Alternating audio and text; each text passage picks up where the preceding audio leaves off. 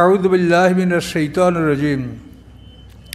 ওয়ালাকাদ ইসতুহজিয়া বিরুসুলিম মিন ক্বাবলিকা ফাআমলাইতু লিল্লাযীনা কাফারু সুম্মা আকাশতুহুম ফাকাইফা কানা ইকাব।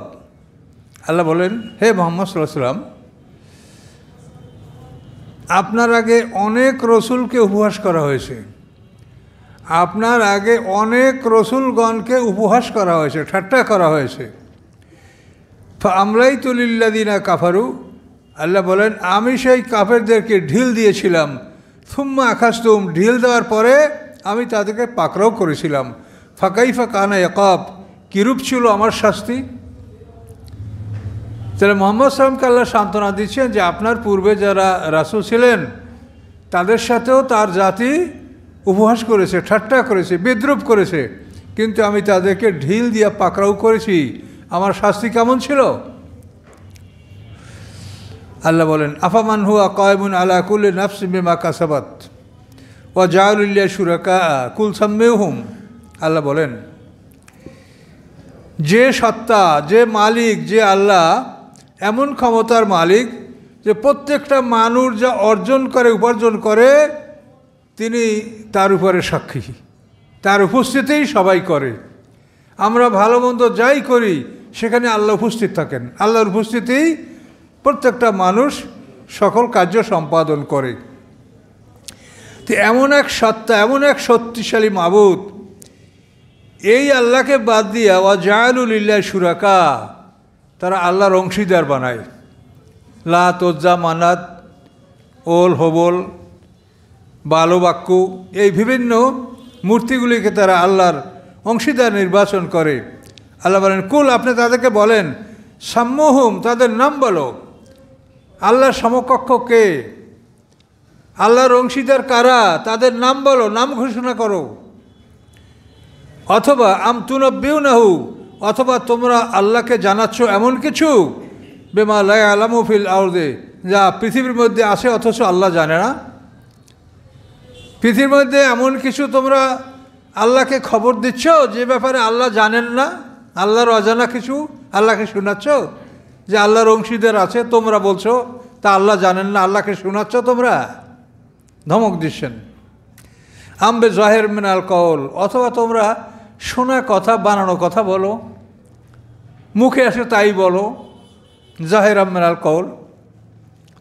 আল্লাহ বলেন, বাল যুজ্জানাল্লাযিনা কাফারু মাকরুহুম, সুশোভিত করা হয়েছে কাফেরদের জন্য তাদের এই ষড়যন্ত্র। ষড়যন্ত্র হচ্ছে মানুষের অগোচরে তার ক্ষতির চেষ্টা করা। আপনি জানতে পারবেন না, আপনার অগোচরে, আপনার পিছনে, আপনার অগোচরে আপনার মধ্যে ক্ষতির চেষ্টা করা, এটার নাম হলো মাকার, ষড়যন্ত্র, কনস্পিরেসি। তা আল্লাহ বলেন, কাফেরদের জন্য তাদের এই যে ষড়যন্ত্র, এটা তাদের জন্য শোভন করা হয়েছে। অশুদ্ধ আনিস সাবিল, এবং তাদেরকে আল্লাহর পথ থেকে বিমুখ রাখা হয়েছে। অমায়ুদুল্লাহ ফামালাহু মিন হাদ, যাকে আল্লাহ বিপদগামী করে তার জন্য কেউ পথ প্রদর্শনকারী নাই। আল্লাহ বিপদগামী করলে তাকে কেউ হেদায়েত দান করতে পারেন না। এই জন্য আমরা সবসময় আল্লাহর কাছে বলবো যে আল্লাহ, আমাদের জন্য আপনি খারাপ কিছু কল্পনা করবেন না, খারাপ আমাদের জন্য কিছু আপনি মঞ্জুর করবেন না, আপনার জন্য ভালো মঞ্জুর করেন। আল্লাহর কাছে প্রার্থনা করতে হবে যাতে তিনি আমাদের কল্যাণকর কাজগুলি আমাদের জন্য তিনি মঞ্জুর করেন। লাহুম আযাবুন ফিল হায়াতিদ দুনিয়া, এবং যারা বিপদগামী হয় তাদের জন্য রয়েছে শাস্তি এই দুনিয়ার জীবনে। দুনিয়ার জীবনে তারা অপমান, অশান্তি, যুদ্ধ বিগ্রহের সম্মুখীন হওয়া, নিহত হওয়া, এগুলি শাস্তি তাদের দুনিয়াতে হবে। ওয়ালা আযাবুল আখিরাতে আশাক, আর পরকালের শাস্তি অধিক কঠিন, অধিক শক্ত। ওমা লাহুম মিনাল্লাহি মিন ওয়াক, এবং নাই তাদের জন্য আল্লাহর মোকাবেলায় কোনো রক্ষাকারী। আল্লাহর মোকাবেলায় কেউ তাদেরকে রক্ষা করবে এমন কেউ নাই। কাদের? যারা শিরক করছে তাদের কথা বলা হচ্ছে। মাসালুল জান্নাতিল্লাতী উইদাল মুত্তাকুন, দৃষ্টান্ত জান্নাতের যা মুত্তাকিনদের সাথে প্রতিশ্রুতি দেওয়া হয়েছে, সেই জান্নাতের দৃষ্টান্তটা কেমন? তাজরি মিন তাহতিহাল আনহার, এই জান্নাতগুলির তলদেশ থেকে নহর প্রবাহিত, উকুলুহা দায়েম, এবং তার খাদ্যগুলি সর্বদা সদা সর্বদা খাদ্যগুলি বিরাজমান। উকুল মানে খাদ্যসমূহ, দায়েম সর্বদা খাদ্যসমূহ সেখানে সরবরাহ হতে থাকবে। অজিল্লুহা এবং ছায়াগুলিও চিরস্থায়ী। পৃথিবীর ছায়া এখন আছে আবার নাই হটে যায়, সেই ছায়াগুলি স্থায়ীভাবে সেখানে থাকবে।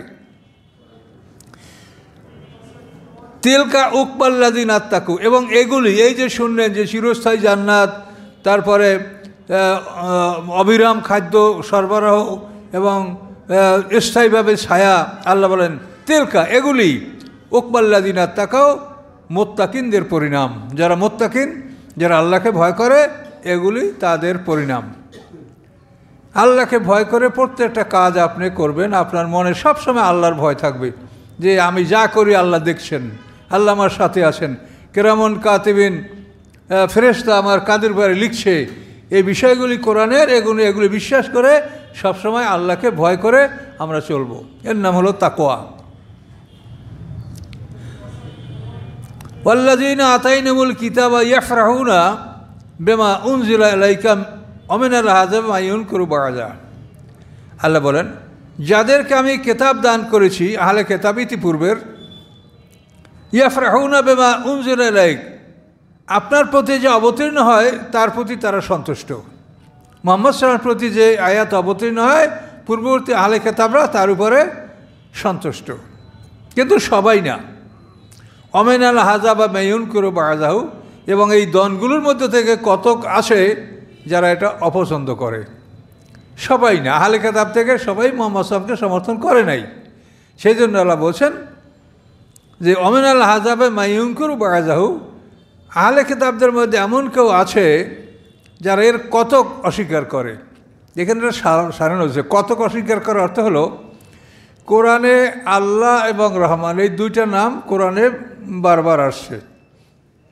আল্লাহ শব্দটা আছে কোরআনে 980 বার, আর রহমান শব্দটা আছে 974 বার।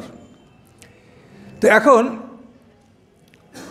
যে আল্লাহ এখানে যে বলছেন অমিনাল আযাব মা ইউনকিরু বা'দাহু, তাদের মধ্যে কতক আছে যে কোরআনের একাংশকে অস্বীকার করে, এর অর্থ হচ্ছে যে তারা রহমান নামটাকে অস্বীকার করে। কোরআনে আল্লাহর নাম আছে, এটা তারা স্বীকার করে, কিন্তু রহমান নামটা তারা অস্বীকার করে। যার প্রমাণ দেখেন, হুদায়বিয়ার সন্ধির সময় যখন সন্ধিটা হযরত আলী রাদিয়াল্লাহু তাআলা আনহু লিখলেন, তার উপরে ছিল বিসমিল্লাহির রহমানির রহিম।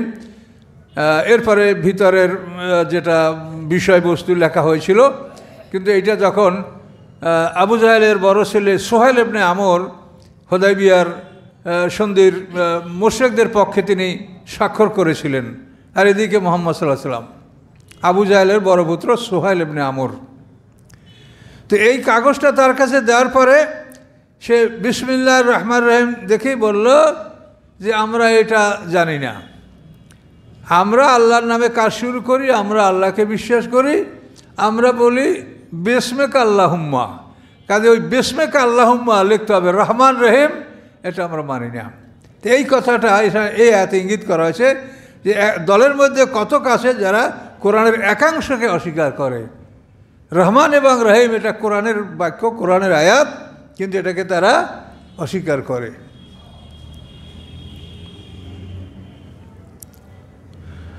কুল ইন্নামা উমিরতু আন আ'বুদাল্লাহ, আপনি বলেন যে আমি আদিষ্ট, আমাকে আদেশ করা হয়েছে যে আমি আল্লাহর ইবাদত করব। আন আ'বুদাল্লাহ, আমি আল্লাহর গোলামি করব। ওয়ালা উশরিকা বিহি, এবং তার সঙ্গে আমি বিন্দুমাত্র শরিক করব না।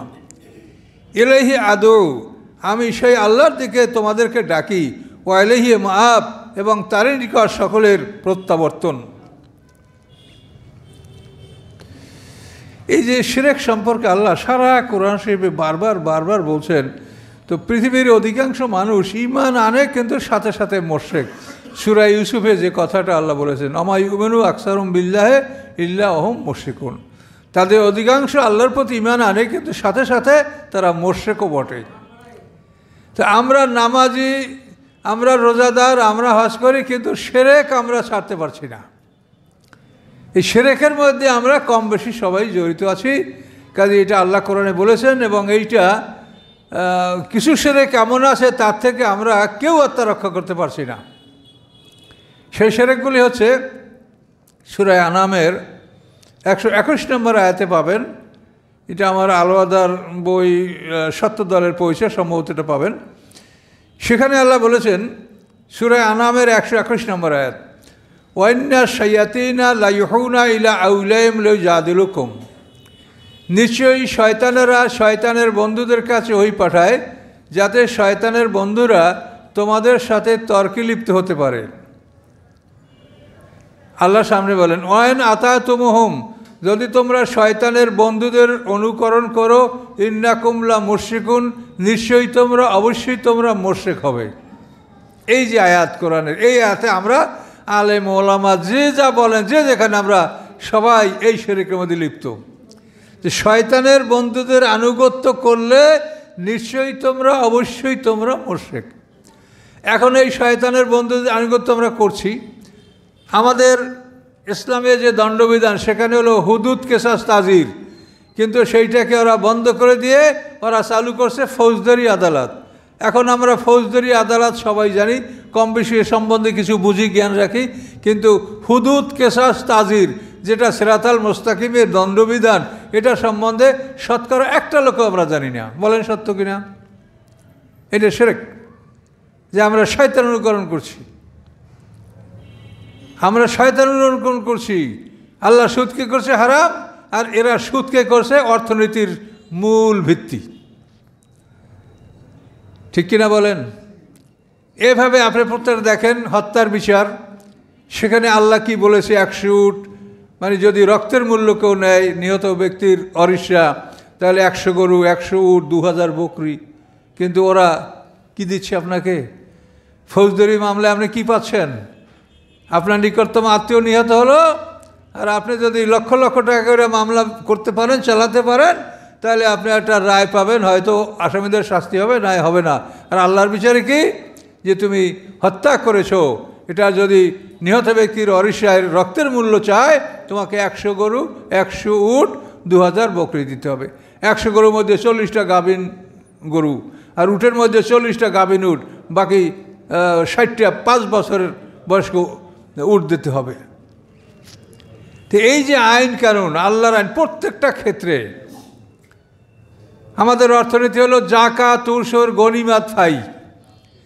জাকাত, ওসর, গনিমাত, ফাই, মালে ফাই, মানে বিনা যুদ্ধে যে সম্পদটা মুসলমানদের হস্তগত হয় এটাকে বলে মালে ফাই, আর যুদ্ধের মাধ্যমে যেটা হয় সেটাকে বলে মালে গনিমাত।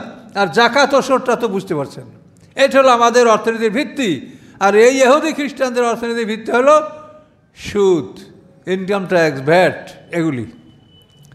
তাহলে আমরা তো সবাই এর মধ্যে জড়িত, এবং বিভিন্ন লোকে খালি আমাদের কাছে বিভিন্ন প্রশ্ন করে যাতে তাদের ব্যাংকের লেনদেনটা আমরা বৈধ বললে বলি, মানে আমরা বৈধ করে দিলে এটা পাস হয়ে যাবে, আমরা মনে হয় যেন আইনের মালিক। মন খারাপ করেন না, বহু লোকে এটাই আমাদেরকে বলতে চায় যে আমি এইভাবে যদি টাকা রাখি, এইভাবে যদি রাখি, এভাবে যদি করি। আপনি যেভাবে করেন ওভাবেই ওর মধ্যে সুদ। আর অথচ এইটা যত বড় পাপ আছে, সেই বড় বড় পাপগুলির মধ্যে সর্বশ্রেষ্ঠ বড় পাপ হচ্ছে সুদের কারবার। এর চেয়ে বড় পাপ আল্লাহর বিধানে নাই। তাহলে এখন এই শিরক থেকে আমরা কেউ মুক্তি পাচ্ছি না। এরপরে অন্য শিরক তো আছেই, পীরের দরবারে সেজদা করা, কবর পূজা করা, পীরের নামে মান্যত করা, পীরের নামে পশু জবাই করা, এ সমস্ত তো ছোট আছেই শিরক। আর এইটা হলো একটা কমন, যেটা থেকে আমরা কেউ বাঁচতে পারছি না। তো এই জন্য আমাদের এগুলি থেকে বাঁচার জন্য আমরা আল্লাহর কাছে কি কৈফিয়ত দিব, সেজন্য আমাদের কিছু কাজ করতে হবে, প্রমাণ রাখতে হবে, যাতে আমরা বলতে পারি যে আল্লাহ আমরা চেষ্টা করছি কিন্তু করতে পারি নাই। এরকম কিছু প্রমাণ পৃথিবীতে আপনাদের থাকতে হবে, আমাদের থাকতে হবে, আমাদের আমলনামায় থাকতে হবে। যদি না থাকে তাহলে আমরা কীভাবে আল্লাহর কাছে এটার জন্য মুক্তি চাবো বলেন? এই জন্য সংঘবদ্ধ হতে হবে। এই জন্য সারা পৃথিবীর মানুষ যে দুই দল, মোমেন এবং কাফের, এইটাকে বিশ্বাস করতে হবে এবং এইটার উপরে আপনার কাজ করতে হবে। সারা পৃথিবীর মানে দুই দল, মোমেন এবং কাফের।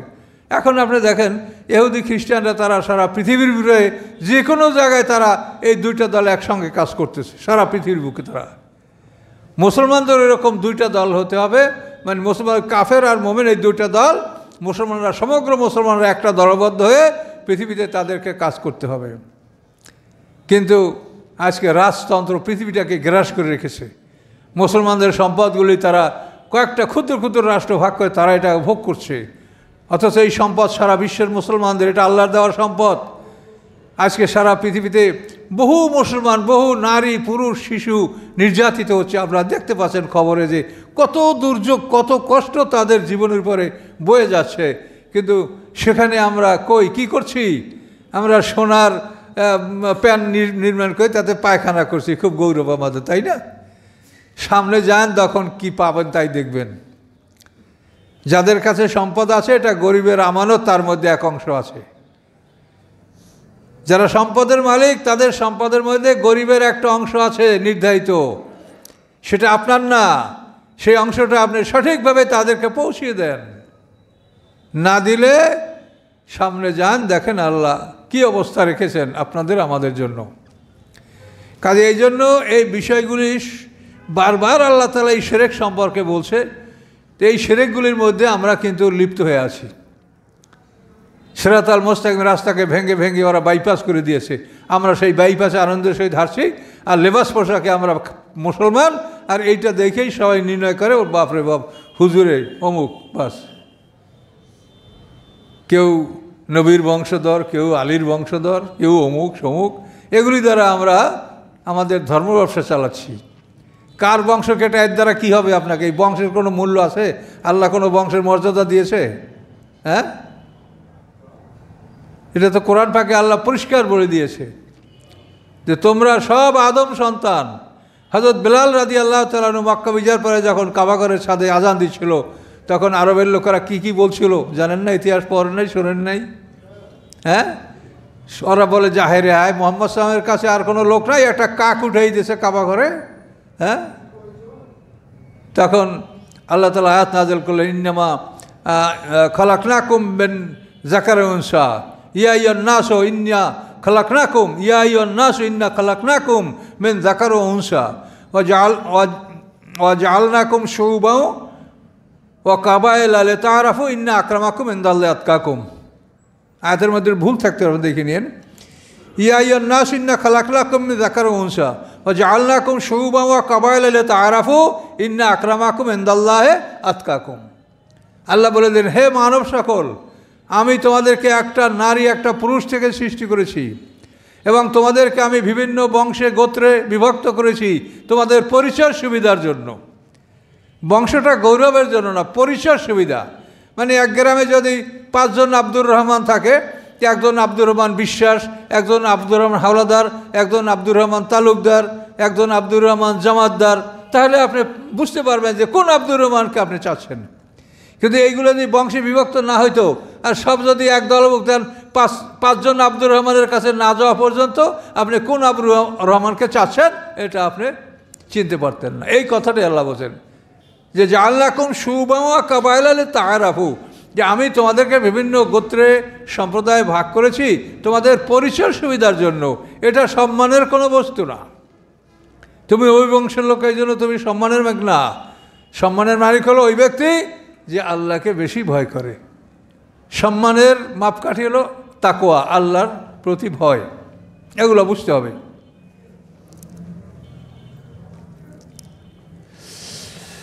কুল, আপনি বলুন, ইন্নামা উমিরতু আন আ'বুদাল্লাহ, আমি আদিষ্ট, আমাকে আদেশ করা হয়েছে যে আমি আল্লাহর ইবাদত করব। ওয়ালা উশরিকা বিহি, এবং তার সাথে আমি বিন্দুমাত্র শরিক করব না। ইলাহি আদু, আমি সে আল্লাহর দিকে তোমাদেরকে ডাকছি। ওয়া ইলাইহি মাআব, এবং সে আল্লাহর নিকটেই তোমাদের আমাদের সকলের প্রত্যাবর্তন। ওয়াকাযালিকা আনজালনাহু হুকমান আরাবিয়্যা, এভাবেই আমি নাজেল করেছি এই কোরআনকে হুকমান আরাবিয়্যা, আরবি ভাষায় নির্দেশ আদেশসমূহ। ওয়ালা ইত্তাবাত আওয়াহুম, হে নবী, যদি আপনি তাদের ইচ্ছার অনুকরণ করেন, বাদামা জাআকা মিনাল ইলমি, এরপরে যে আপনার কাছে জ্ঞান এসেছে, কোরআন এসেছে, এরপরে যদি তাদের ইচ্ছা আকাঙ্ক্ষা কামনা বাসনা অনুকরণ করেন, মালাকা মিন আল্লাহি মিন ওয়ালি, থাকবে না আপনার জন্য আল্লাহর পক্ষ থেকে কোনো রক্ষাকারী বন্ধু, ওয়ালা ওয়াক, এবং না কোনো রক্ষাকারী, না কোনো প্রোটেক্টিং ফ্রেন্ড, কোনো রক্ষাকারী বন্ধু থাকবে না, ওলি থাকবে না, কেউ রক্ষাকারীও থাকবে না। তাই আল্লাহ তাআলা এটা মুহাম্মদ সাল্লাল্লাহু আলাইহি ওয়াসাল্লামকে আদেশ দিয়েছেন, এটা আমাদের জন্য, যে আপনি ওহী আসার পর, এই কোরআন আসার পরে যদি আমরা বা কোনো মুসলমান বিধর্মীদের কামনা বাসনার ইচ্ছার অনুকরণ করি, তাহলে আল্লাহর পক্ষ থেকে আমাদের জন্য কোনো ওলি, কোনো রক্ষাকারী আমরা পাবো না। কাজে থাকতে হবে সোজা। ফাস্তাকিম কামা উমিরতা ওয়ামান তাবা মাক। আল্লাহ রসুলকে সাহাবায়ে কেরাম জিজ্ঞাসা করছেন, ইয়া রাসূলুল্লাহ, কোরআনের কোন আয়াতে আপনার দাড়ি চুল পাকতে শুরু করেছে? তখন আল্লাহ রসুল বলছেন সূরা হুদের এই আয়াত, ফাস্তাকিম কামা উমিরতা, যে তুমি সোজা থাকো যেভাবে তোমাকে আদেশ দেওয়া হয়েছে। ওয়ালা তারকানু ইলাল্লাযিনা যালামু, জালেমদের দিকে এক বিন্দু ঝোঁকা যাবে না, আপনি ঝুঁকবেন না। যদি ঝোঁকেন ফাতামাসসাকুমুন নার, তোমাদেরকে আগুন স্পর্শ করবে। জালেমদের দিকে বিন্দু মাত্র ঝোঁকা যাবে না, সোজা থাকতে হবে।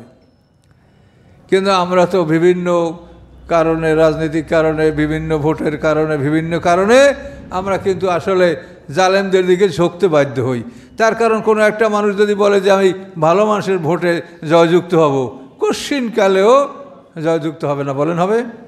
ভালো মানুষের ভোটে একটা লোক জয়যুক্ত হবে? একটা সমাজে কয়টা ভালো লোক আছে? কাজে এগুলো করতে গেলে তখন আমাদের কি করতে হবে?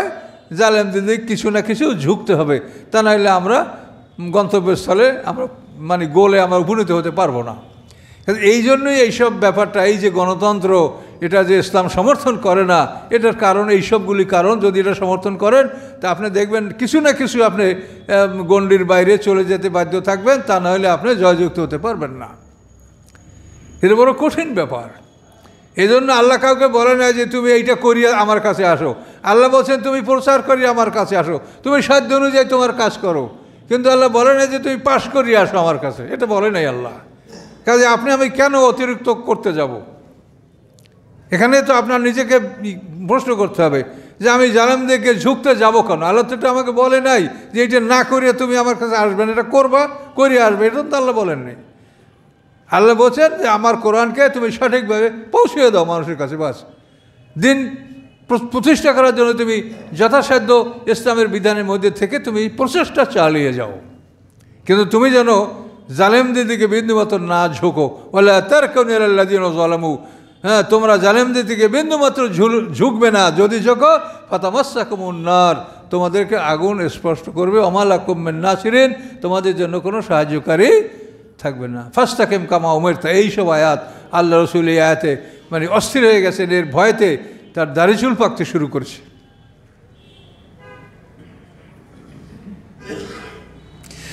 ওয়ালাকাদ আরসালনা রাসূলাম মিন ক্বাবলিকা, আল্লাহ বলেন নিশ্চয়ই আমি আপনার পূর্বে অনেক রসুল পাঠিয়েছি। রাসূল হলো এক বছর, আর রসুল হলো বহু বছর। তাই রসুলান, নিশ্চয়ই আমি পাঠিয়েছি অনেক রসুল আপনার আগে।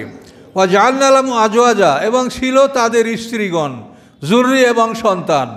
ওমা কানা রাসূলুন আইয়াতিয়া বিআয়াত, সম্ভব নয় কোনো রসুলের পক্ষে যে নিয়ে আসবেন তিনি কোনো নিদর্শন, ইল্লা বিইজনিল্লাহ, আল্লাহর অনুমতি ছাড়া। এখন দেখেন এখানে আল্লাহ কি বলছেন, আপনার আগে আমি অনেক রসুল পাঠিয়েছি এবং তাদের সকলেরই স্ত্রী ছিল, সন্তান ছিল। এখন একদল আছে বিবাহ করে না, তারপর বিবাহ, রসুলদের বিবাহ সম্পর্কে তারা সমালোচনা করে, রাসূলের এত বিয়া কেন, হ্যাঁ, এগুলি নিয়ে তারা সমালোচনা করে।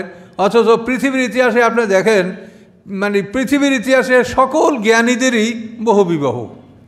আপনি কবি বলেন, সাহিত্যিক বলেন, লেখক বলেন, তারপরে রাজনীতিবিদ বলেন, যারাই পৃথিবীতে জ্ঞানী তাদেরই সবারই বহু বিবাহ। ইল্লা মাশাআল্লাহ কারো বহু বিবাহ না থাকে, ম্যাক্সিমাম আপনি দেখেন বহু বিবাহ আছে। এই স্যার সলিমুল্লাহ বাহাদুরের ইতিহাস পড়ে দেখেন যে তার কত বিবাহ। এবং সেই তো এই যে মুসলিম লীগ, হ্যাঁ, 1906 সালে তার নেতৃত্বেই তো এই মুসলিম জাতি ব্রিটিশের বিরুদ্ধে আন্দোলন করে যে দেশ স্বাধীন হলো, কায়দা টু নেশন থিওরি। তো এই এদের দেখেন, এটা আমি একটা দৃষ্টান্ত বলছি যে এগুলি নিয়ে আপনারা ব্যক্তিগতভাবে আল্লাহ রসুলের সমালোচনা করে অনেক লোক মোরতাদ পর্যন্ত হয়ে গেছে। আল্লাহ রসুল এত বিয়া কেন, তো কল্পবয়সী মেয়ে আয়েশার দিকে বিয়া করছেন কেন, এগুলি যেন মানে তার সহ্য হচ্ছে না। কাজে এগুলো হলো একটা মানুষের মানে মানে মনের প্রতিহিংসা, এছাড়া আর কিছু না। এটা মনের প্রতিহিংসা। কাউকে আল্লাহ যদি নিয়ামত দান করে সেটা তার বরদাস্ত হয় না। কথা বলতে পারছেন? মোহাম্মদ সাল্লাল্লাহু আলাইহি ওয়াসাল্লাম যে কষ্ট করছে পৃথিবীতে, কে করছে তার সমপরিমাণ কষ্ট? যে 8.5 বছরে 85টা যুদ্ধ করেছেন জীবনে, যার জীবনে এত কষ্ট ছিল, তাকে যদি আল্লাহ কোনো নিয়ামত দান করেন তো সেটার জন্য আপনার প্রতিহিংসা? আপনি কি করেছেন? কাজেগুলা চিন্তা করতে হবে। এই জন্য আল্লাহ বলেন সমস্ত নবীর এই আজওয়াজা, এটা বহু বচন, তাদেরকে স্ত্রীগণ দেওয়া হয়েছিল, জুরি এবং সন্তানও ছিল। কাজেই নবী রাসূলরা মানুষ, তাদের স্ত্রী ছিল, সন্তান ছিল, তারা নূরের তৈরি না, তারা ফেরেশতা না, তারা মানুষ। কিন্তু ব্যবধান হলে আমরা সাধারণ মানুষ এবং তারা রাসূল। ওমা কান রাসূলুন আইয়াতি বিআয়াতিন ইল্লা বিইজনিল্লাহ। কোনো রাসূলের পক্ষে সম্ভব নয় যে সে কোনো মুজিজা নিয়ে আসবে, নিদর্শন নিয়ে আসবে আল্লাহর অনুমতি ছাড়া। মুজিজায় কোনো হেদায়েত আসে না। আর মুজিজা তো আপনি চান, এই কোরআন হচ্ছে পৃথিবীর সর্বশ্রেষ্ঠ মুজিজা। এই কোরআনের সমকক্ষ কোনো মুজিজা নাই। দেখেন অন্যান্য নবী রাসূলদের মুজিজা এখন কি আছে? মূসা আলাইহিস সালামের লাঠি অবশ্য বাক্সের মধ্যে আছে, বনী ইসরাঈলদের সিন্ধুকের মধ্যে, কিন্তু তা মানে তার কার্যকারিতা তো নাই, নিষ্ক্রিয়ভাবে আছে। আর এই কোরআন সক্রিয়ভাবে মুজিজা, মানে পৃথিবীর কোনো শক্তি এটার মোকাবেলা করতে পারে না। সমস্ত ধর্মের নেতারা একে সম্মান করে, একমাত্র বোকা ছাড়া এই কোরআনের সমালোচনা কেউ করে না। এই যে পৃথিবীর সমস্ত বড় বড় নেতারা এদের জীবন জানিয়ে দেখেন, যারা অধিকাংশ নেতারা কোরআন পড়ে, তাতে সে কোরআনের যতই বিরোধিতা করুক, সত্যিতা করুক, কিন্তু সে কোরআন পড়ে। ইন্দিরা গান্ধীর মৃত্যুর পরে তার সৎকারের জন্য যখন সর্বধর্মীয় লোক একত্রিত হয়েছিল, সবচাইতে বেশি পাঠ করা হয়েছে কোরআন। দেখেন নাই খবরে? তাহলে এই কোরআন এমন এক বস্তু, এমন এক জিনিস আল্লাহর, যে এর সঙ্গে কেউ মোকাবেলা করতে পারে না। কাজে এটা হলো সবচাইতে বড় মুজিজা। মুজিজা মানে কি? যে মানুষকে দুর্বল করে ফেলে, মানে এর সামনে আপনার শক্তি অপারগ হয়ে যাবেন, আপনি পারবেন না। এই জন্য বিশ্বের সমস্ত জ্ঞানী, কবি, সাহিত্যিক, পণ্ডিত সবাই চেষ্টা করে দেখছে, কাউসারের মতো একটা সূরা রচনা করতে তারা পারে নাই। এবং আল্লাহ চ্যালেঞ্জ করেছে, বলো ফাতু বিসূরাতিন মিন মিসলি, ছোট্ট একটা সূরা কাউসার, তার মতো একটা সূরা নিয়ে আসো। ওয়াদউ শুহাদাকুম মিন দুনিল্লাহ, এবং আল্লাহ ছাড়া তোমাদের যত ক্ষমতা, যত শক্তি আছে সবাইকে ডাকো। পারো নাই, ফাইল্লাম তাফালু আলান তাফালু, তোমরা এখন পারো নাই, ভবিষ্যতেও পারবে না। দুটোই বলে দিচ্ছেন, ফাইল্লাম তাফালু তোমরা এখন পারো নাই, ফাইল্লাম আলান তাফালু, একটা হলো লাম তাফালু পারো নাই, আর লাম তাফালু মানে ভবিষ্যতেও পারবে না। যখন পারবে না তখন ফাত্তাকুন নার আল্লাতী ওয়াকুদুহা আন-নাস ওয়াল হিজারা, তোমরা ওই আগুনকে ভয় করো যে আগুনের জ্বালানি হবে মানুষ এবং পাথর। মানুষ এবং পাথর দ্বারা জাহান্নামকে জ্বালানো হবে, উত্তপ্ত করা হবে। লিকুল্লি আজালেন কিতাব, প্রত্যেক কালের জন্য একটা কিতাব আছে। কালের জন্য মানে এই কোরআন, মুহাম্মদ সাল্লাল্লাহু আলাইহি ওয়াসাল্লাম থেকে কিয়ামত কাল, এই কালের জন্য এই কোরআন। এই কোরআনের আগে ইনজিল তার একটা পিরিয়ড ছিল, 570 বছর পর্যন্ত এই ইনজিলের কাল। এই কালের মধ্যে যারা ছিল, যে কেতাবের কালের মধ্যে যারা, তাদেরকে ওই কেতাব দ্বারা হিসাব নিকাশ বিচার করা হবে। কোরআন নাযিল হওয়ার পরে কিয়ামত পর্যন্ত যত মানুষ দুনিয়াতে আছে, সে নিজেকে যাই মনে করুক, তার প্রশ্নপত্র আল কোরআন, এবং তার কোরআন, তার মানে ধর্মগ্রন্থ আল কোরআন, তার সব কিছু আল কোরআন। কাজেই তার জীবনের এবং মরণের এবং হিসাব নিকাশ সব কিছু কোরআন দ্বারা হবে। আচ্ছা, কোরআনের আগে ইনজিল কেতাব ছিল, ওই কেতাবের সময়ের মধ্যে যাদের জন্ম মৃত্যু হয়েছে তাদের হিসাব কিতাব ইনজিল কেতাব দ্বারা। ইনজিলের আগে জবুর কেতাব গেছে, এই জবুর কেতাবের সময়কালের মধ্যে যাদের জন্ম মৃত্যু হয়েছে তাদের হিসাব নিকাশ ওই জবুর কেতাব দ্বারা হবে। তাওরাত কেতাবের আগে গেছে, তাওরাত কেতাবে যে সময়কাল ছিল মূসা আলাইহিস সালাম থেকে দাউদ আলাইহিস সালামের পূর্বক্ষণ পর্যন্ত, তো ওই সময় যাদের জন্ম মৃত্যু হয়েছে তাদের সবাই হিসাব নিকাশ হবে তাওরাত কেতাব দ্বারা। এইটা হলো প্রত্যেকটা কেতাবের একটা কাল। আদম আলাইহিস সালামের সময় তার উপরে সহিফা নাজিল হয়েছিল, ইব্রাহিম আলাইহিস সালামের উপরে সহিফা নাজিল হয়েছে, এভাবে বিভিন্ন নবীদের উপরে যে কেতাব নাজিল হয়েছে ওই প্রত্যেকটা কেতাবের একটা কাল আছে, ওই কেতাব অনুযায়ী সবাই হিসাব নিকাশ হবে। এই কেতাব ছাড়া আপনারা যত কেতাব পড়েন, সহিহ উসুল পড়েন বা অন্য অন্য কেতাব পড়েন বা বিভিন্ন ভেদে মারেফাত পড়েন, যাই আপনাকে দলীয় কেতাব পড়েন, এগুলি বিচারের টেবিলে এগুলি কোনো পাত্তা থাকবে না। কোরআন কি বলছে সেটা তুমি বলো। এই কোরআন দ্বারা তোমাকে প্রশ্ন করা হবে, কোরআনে তোমাকে কি আদেশ দেওয়া হয়েছিল, কোরআনে তোমাকে কি নিষেধ করা হয়েছিল, সেগুলির তুমি হিসাব দাও। তুমি কোন কেতাব পড়েছো না পড়েছো সেটা আল্লাহ জিজ্ঞাসা করবে না। তুমি কোরআনে যা আছে সেইটার হিসাব দাও, জবাব দাও। করতে বলা হয়েছে করেছো কিনা, নিষেধ করা হয়েছে তুমি বিরত থেকেছো কিনা। লিকুল্লে আজালেন কেতাব, প্রত্যেকটা কালের জন্য একটা কেতাব। এখন বুঝতে পারলেন? এখন যদি আপনি কোরআনের পিরিয়ডে আসেন, এখন যদি আপনি উত্তর দেন, খাতাপত্র ফিল আপ করেন ইনজিল কেতাব দ্বারা, তাহলে আপনি নাম্বার পাবেন, 1 নম্বরও পাবেন। তাহলে এই জন্য বিভিন্ন ধর্মের যারা মতাবলম্বী পৃথিবীতে এখন আসে, তারা নিজেদেরকে ইহুদি খ্রিস্টান এবং অন্য অন্য জাতি বলে পরিচয় দেয়, কিন্তু এই পরিচয় তাদের কোনো কাজে আসবে না। তাদের এখন এই পিরিয়ড, কোরআনের যে সময়কাল, এর মধ্যে যারাই আছেন, যেই আছেন, এই কোরআন দ্বারা তার হিসাব নিকাশ, এই কোরআন দ্বারা তাকে জিজ্ঞাসা করা হবে যে এই কোরআন থেকে তুমি কি পড়েছো, কি শুনেছো, কি মানোছো, কি মানো নাই। এটা প্রত্যেকটা কেতাবের এই ব্যাপার। আপনি যে কেতাবের সময়কালের মানুষ, আপনি যদি সেই কেতাবের কথা না মেনে তার আগের বা পরের কেতাব মানেন, আগেরটা মানতে পারেন, পরেরটা তো আর ওরা মানতে পারবে না। তাহলে এইভাবে যদি আপনি করেন তাহলে এগুলি সব বরবাদ। এইটা কোরআন পাকে আল্লাহ এভাবে বলছেন, হাল নুনাব্বিকুম বিল-আখসারিনা আমালা। আল্লাহ বলেন, কাজের ক্ষেত্রে সবচাইতে ক্ষতিগ্রস্ত কারা আমি কি তোমাদেরকে বলে দেব? হাল নুনাব্বিকুম বিল-আখসারিনা আমালা, কাজের ক্ষেত্রে সবচাইতে ক্ষতিগ্রস্ত কারা আমি কি তাদের খবর বলে দেব? আল্লাহ প্রশ্ন করেন, নিজে উত্তর দেন, আল্লাযীনা দাল্লা সাইয়ুহুম ফিল হায়াতিদ দুনিয়া, দুনিয়ার জীবনে তাদের সমস্ত মেহনত হারিয়ে গেল। খুব দাড়ি রাইখা, মোষ রাইখা, সাধনা কইরা, মানে গোস্ত মাংস ত্যাগ করিয়া, সবজি খাইয়া, নিরামিষ খাইয়া, হ্যাঁ, কেউ সিমটি দিয়া, কেউ গলায় বড় মালা দিয়া, কেউ সালার শট পরিয়া, কত ইবাদত আপনারা করলেন। তা আল্লাহ বলেন, দাল্লা সাইয়ুহুম ফিল হায়াতিদ দুনিয়া, দুনিয়ার জীবনে তাদের সমস্ত মেহনত হারিয়ে যাবে। কিন্তু এই লোকগুলো মনে করে কি, ওই হাসাবুনা, তারা ধারণা করে, আন্নাহুম ইউহসিনুনা সুনআ, নিশ্চয়ই তারা খুব ভালো কাজ করে যাচ্ছে। হ্যাঁ, আমি নিরামিষ ভুজি, আমি সালার চট পরি, আমি বিয়া করি নাই, আমি মোষ রাখছি, আমি দাড়ি রাখছি, আমি এই সাধনা করছি, আমি গির্জায় অবিবাহিত অবস্থায়। এই খ্রিস্টানদের গির্জার মধ্যে এরকম অনেক যারা আছে ধর্মযাজক, তারা বিয়া করে না, কিন্তু চরিত্রের ভাবে পরীক্ষা করে দেখবেন চরিত্রে ত্রুটি আছে। যাই হোক, এটা আমরা বলতে চাই না।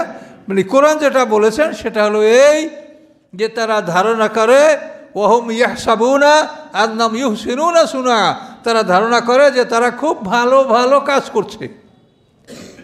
কাজে এই জন্য কোরআনের যে পিরিয়ড, এই পিরিয়ডে যারা আপনারা আছেন, কেউ যদি কোরআন বাদ দিয়া অন্য কোনো বাইবেল, গোস্পেল, অন্য কোনো এপিসোড, অন্য কোনো ধর্মগ্রন্থ আপনি যদি অনুসরণ করেন, আপনার সমস্ত মেহনত বরবাদ, দেখবেন যে কিছুই নেই আপনার আমলনামায়।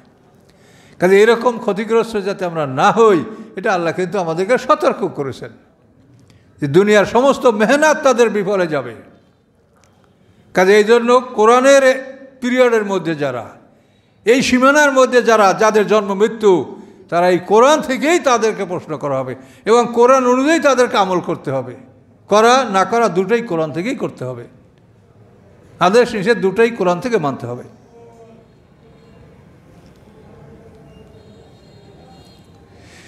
ইয়ামুল্লাহ মায়াশা ইউসবিত, আল্লাহ যা ইচ্ছা তিনি মুছে ফেলেন, যা ইচ্ছা তিনি ঠিক রাখেন। এটা বিরাট ব্যাপার। তকদিরের ব্যাপারে আমরা ভীত যে কী লেখা আছে, যা লেখা আছে ওটা তো ঘটবেই, তাহলে আমি নামাজ পড়ে কী করব, রোজা করে কী করব, চেষ্টা করে কী করব। তকদিরে বিশ্বাস আমাদের জন্য ফরজ, তাই না? যা মানে বিধির লিখন না যায় খণ্ডন, what is lotted cannot be blotted, এই যে কথাগুলি আছে, তো এটা এই আয়াতে আপনি দেখেন, আপনি যা বলছেন বা আপনি যা বুঝেছেন, দেখেন আল্লাহ কি বলেন। আল্লাহ বলেন ইয়ামহুল্লাহু মা ইয়াশা, তিনি যা ইচ্ছা মিটিয়ে ফেলেন, যা ইচ্ছা তিনি ঠিক রাখেন। হ্যাঁ, ওয়াইন্দাহু উমুল কেতাব, তার কাছে হলো অরিজিনাল কেতাব, কেতাবের মা মানে অরিজিনাল কপি, তকদিরের অরিজিনাল কপি, এটা আল্লাহর হাতে। কাজেই তিনি যা ইচ্ছা মুছে ফেলেন, যা ইচ্ছা ঠিক রাখেন। তাহলে আপনার কোনো আর দুশ্চিন্তা আছে?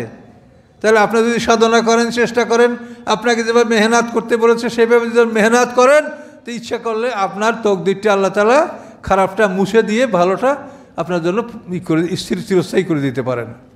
পরিষ্কার কোরআনে বলে। কাজেই তাকদির নিয়ে আপনারা কোনো দুশ্চিন্তা পোহাবেন না যে লেখা আছে কাজেই আমি নামাজ পড়িয়ে কী করব।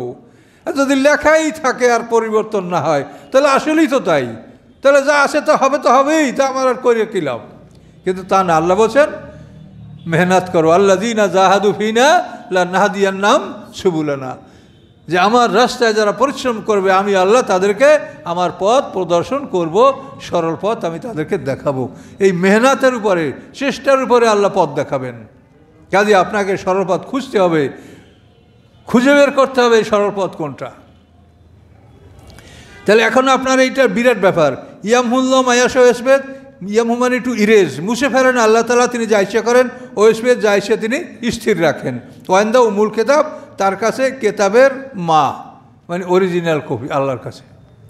তকদিরের কপি আল্লাহ কারো কাছে হস্তান্তর করেন না, ওটা আল্লাহর কাছে থাকে। শুধু কদরের রাত্রে সামনের 1 বছরের তকদির ফেরেশতাদেরকে জানানো হয় এবং তাদেরকে হস্তান্তর করা হয়, ডিউটি বুঝিয়ে দেওয়া হয় কদরের রাত্রে। ফিহা ইউফরাকু কুল্লু আমরিন হাকিম, কোরআনে আছে যে ওই রাত্রে হাকিমের সমস্ত কর্মবন্টন করা হয়। এই কর্মবন্টন হলো সারা জীবনে না, আপনার 1 বছরের, এই 1 বছরেরটা ফেরেশতাদেরকে হস্তান্তর করা হয়। এবং তাফসিরে বলা হয়েছে যে এইটা সিদ্ধান্ত হয় লাইলাতুল বারাতে, এবং এইটা কার্যকরী এবং এইটা বন্টন ফেরেশতাদেরকে হস্তান্তর করা হয় কদরের রাত্রে।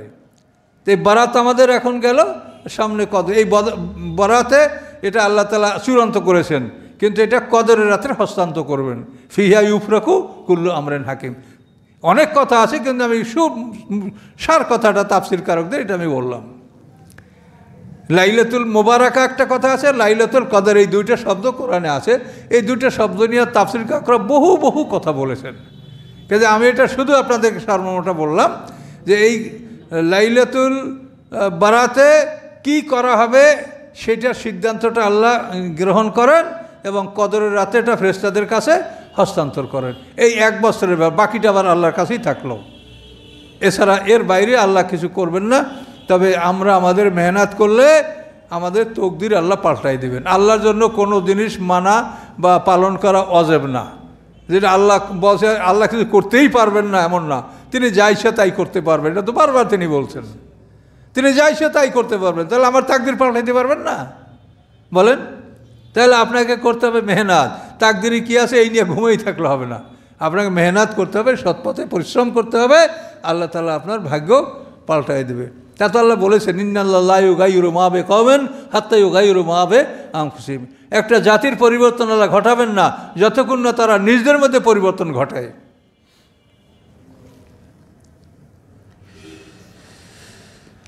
ওয়াম্মা নুরিয়ান্নাকা বা'দাল্লাযী না'iদুহুম আও নাতাওয়াফান্নাকা ফাইন্নামা আলাইকাল বালাগ।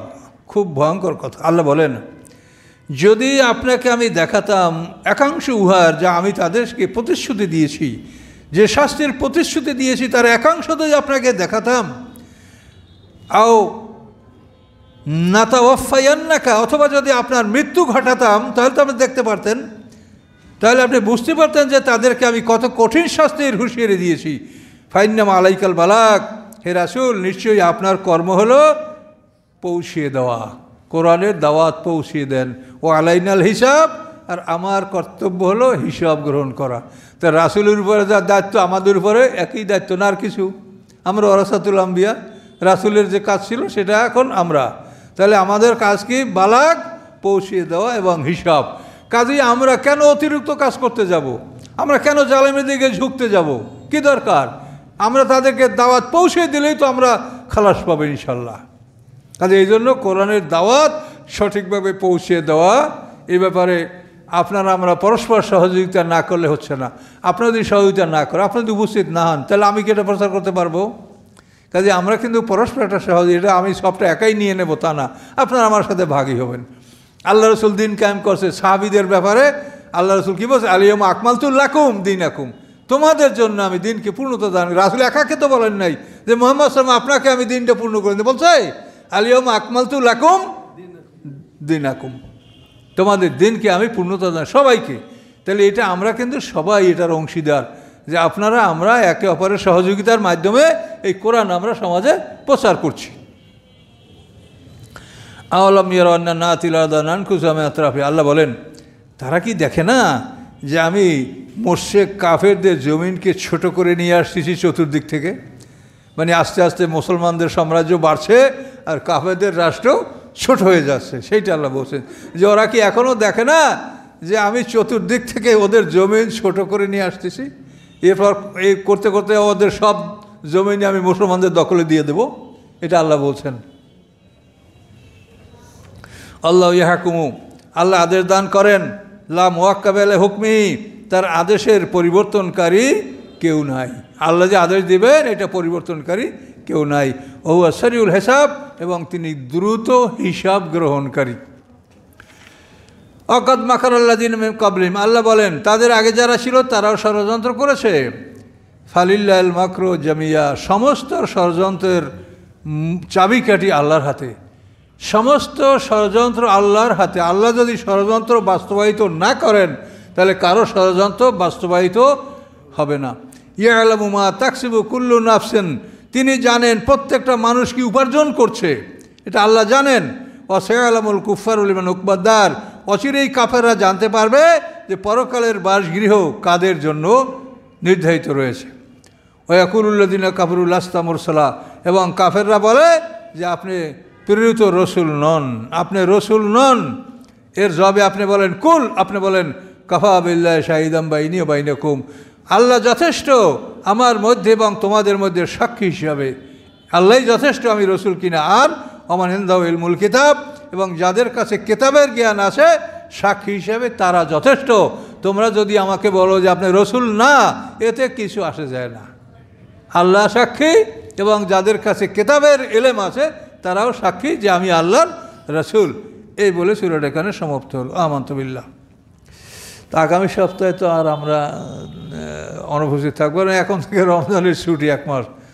তো আপনারা সবাই ভালো থাকবেন আশা করি। আমি একটু বাইরে পড়তে, এখন আপনারা কি বলেন কোনটা ভালো হবে?